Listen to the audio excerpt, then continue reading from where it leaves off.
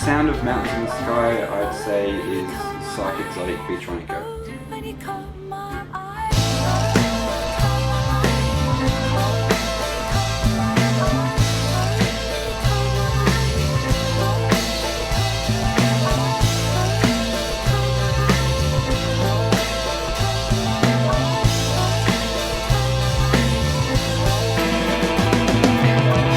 I started making music when I was about 15. I found a guitar that was my brother's in a cupboard at home and started strumming away on that, and couldn't really do it, but found that I could make some sort of noise with it, which was fun enough for me to keep going and keep learning. So I played in a kind of pop band during my teenage years, and then got away from that for a while and just listened to music, and I started to get into hip hop, especially instrumental hip hop like DJ Crush, and started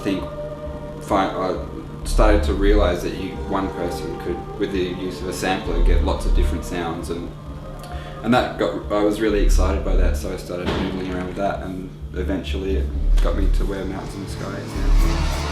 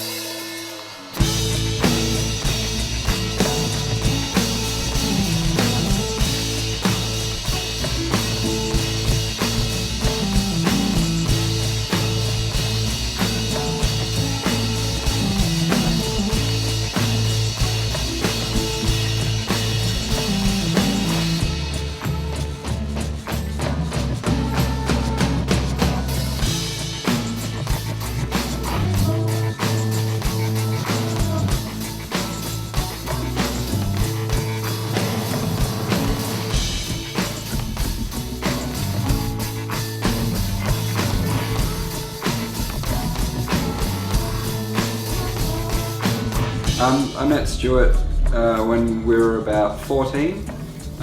We went to the same school. He started at my school, and we just go along, and we started playing in a band together.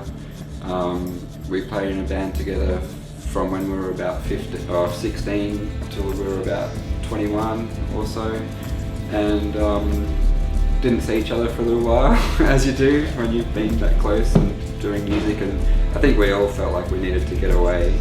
And then when I started thinking about playing live again, I asked him if he'd be interested, and he kind of jumped at it, and it's just really good. We've known each other so long, and we have a lot of fun when we play together, and we understand each other really well musically, and it just makes it really, really easy when we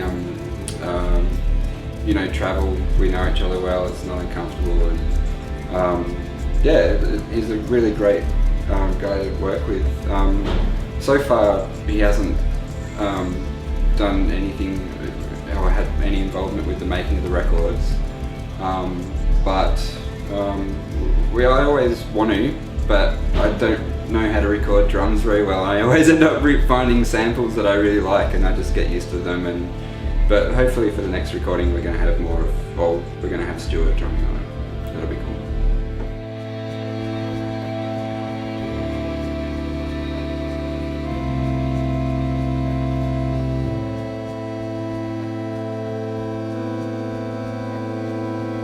I used to use samplers.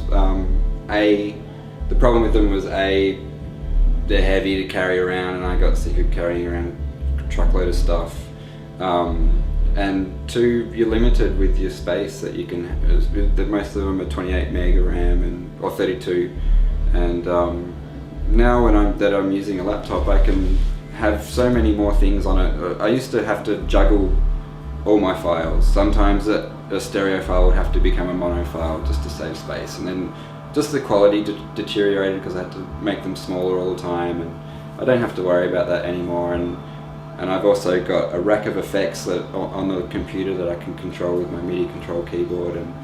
But I am a stickler for hardware, and that's why I've got the Moog there, because you know, it's sampled music, I need to have some sort of form of expression rather than, you know, choosing the arrangements as we go along is fine, and you know, that's a form of self-expression, but having the moog there is just something else altogether, and it, you know, you can get all sorts of crazy sounds out of it, and to me, playing live is all about it being interesting for us, and you know, doing whatever we can to keep our own interest up and hopefully the audience's interest up.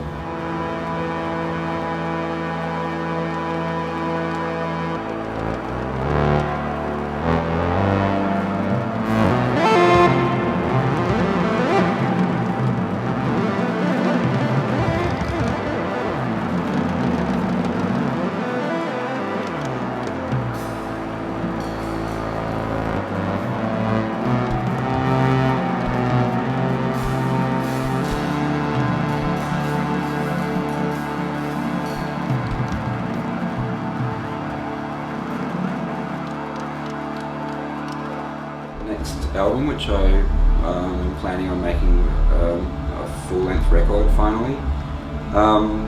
That's coming along great. I'm having heaps of fun. Just, you know, going off on tangents, sometimes writing a terrible song that I know I hate and is not going to be on the record, but still just enjoying the process of making music and feeling like getting whatever needs to happen out of me and not being too worried about time or anything like that, and just having fun, you know, like, and fortunately at the moment I've got time to do that, and yeah, it's so much fun. Lose yourself for a couple of days in the studio, and yeah, even on the worst, cheesiest thing you can possibly imagine.